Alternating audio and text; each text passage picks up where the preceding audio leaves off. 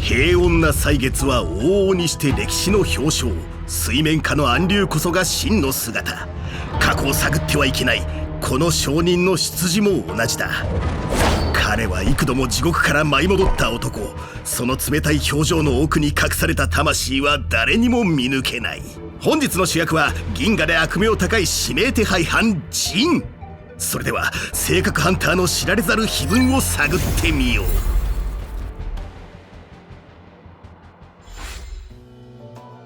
今日はこれで。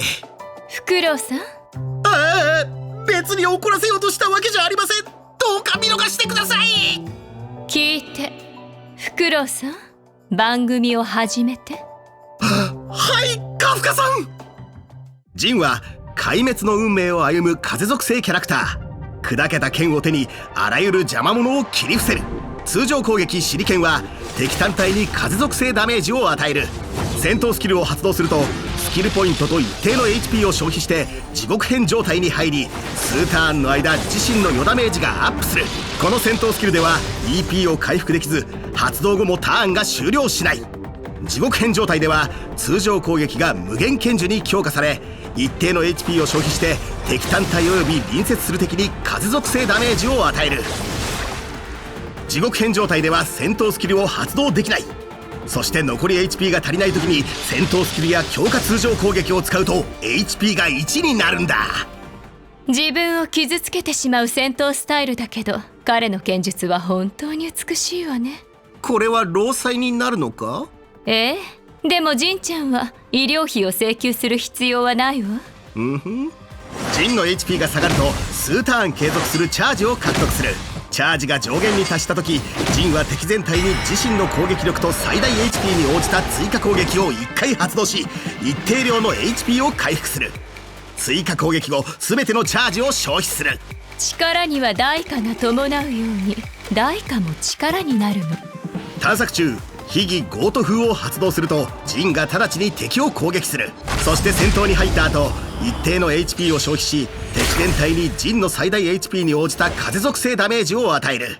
必殺技を発動するとき、ジンは抑圧していた感情を解き放ち、生と死の境界を切り分ける。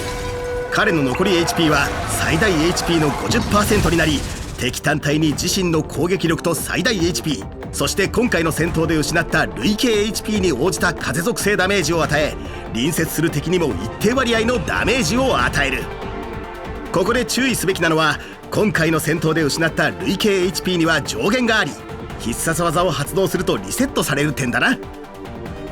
彼にとって彼岸の景色はいくら求めても手に入らないもの。でも他人を送り込むのは得意なの。ジンが HP を消費して地獄編状態に入った。そして再び HP を消費し、無限剣樹で敵の不意をつく。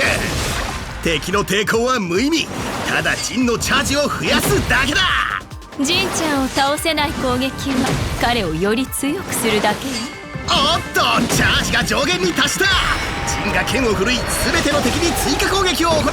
そして自身の HP を回復。勢いに乗ったジンは必殺技を発動。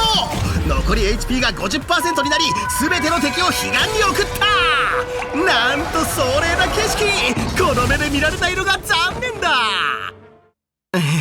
カフカさん、今の実況ご満足いただけましたか？悪くないわ。でも本音はどうかしら。そんな、どれも心からの言葉ですよ。私を歓迎したのも？もちろんです。